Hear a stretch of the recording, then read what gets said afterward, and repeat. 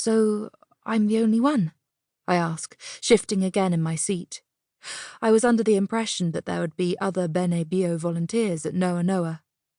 Just you. And there was only one boy before you at the beginning of summer. A Russian boy, lazy, useless.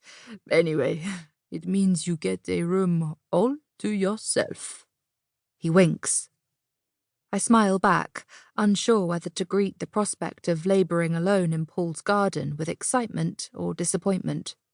I'd been looking forward to having some new company. We're nearly there, Paul says after a little while. I can't wait to show you my home. Noa Noa is exactly as the pictures had promised. Blue shutters, red geraniums, waxy green vines curling round black balustrades. We park in the garage beneath the house and climb the stone steps to the front door. Paul conducts me on a cursory tour of the first floor. The kitchen leads through to a mezzanine barn conversion. I instantly recognise the long wooden table from the photo I'd seen online, except in place of the jam-making equipment, there's a bunch of blue flowers in a water jug.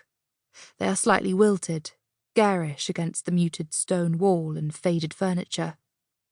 I got them this morning, Paul says, pointing to the flowers. I return his smile and wander over to the wooden banister that overlooks the lower level of the mezzanine. It's plush, with sofas, poufs, cushions, and tie-dyed throws. In place of a wall on the side overlooking the valley, a low wooden trellis runs the length of the room. Paul appears next to me. This is where Bethany sleeps. I stare at the wide-open view beyond the veranda. But there's no wall. So? What happens when it rains? He shrugs. It rains. Worse things could happen. Besides, it's an original feature. He goes on to tell me about the conversion he'd done when he bought the property. The house was fine, but the barn had been in total disrepair. It had taken him and his friends a whole summer and autumn to renovate. I stare at the view behind him. Just visible over the neighbours' trees is the faint blue line of the Pyrenees. Ah, Paul says, following my gaze. He points to the tallest peak. That one, there. That's Tahiti. It's beautiful.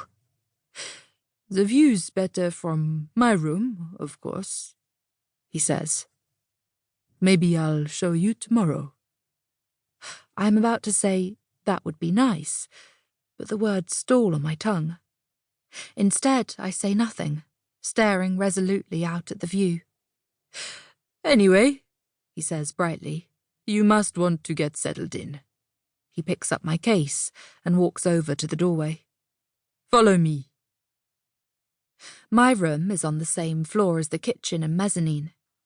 No view of Tahiti, but a window facing out over the lane at the top of the village. Paul says to come and find him if I need anything. There's no point getting started on any work today. I thank him, and he disappears upstairs, leaving my door open. I tiptoe after him and shut it, closing my eyes and sinking down to the floor. A stuttering film reel of the last few hours starts playing in my mind. I realise I had not put much thought into this trip beyond working on a farm and trying not to think about AB. I had not been expecting someone like Paul. I think about his body, so long and thin, as though some capricious god has gone at him with a rolling pin, and the nervous thrill of sitting next to him. He seems to have done so much, to be so much of a person. The proximity to him reminds me of how I felt when AB first started talking to me properly. A few minutes after class at first, and then meetings in his office. The simultaneous giddiness and nausea of receiving his attention. I had been invisible, but he pulled me into the light, although I couldn't bear to be seen. And then, before I can stop them, memories from the archives flicker on screen. I open my eyes to make the scene stop playing and reach for my suitcase. The last time I'd unpacked was in Paris. where I thought I'd be staying the whole summer. I pull out my clothes one at a time, shaking out the creases. I'm here now, in a village called Lazo, with a man called Paul and his friends. That's all I've got to think about.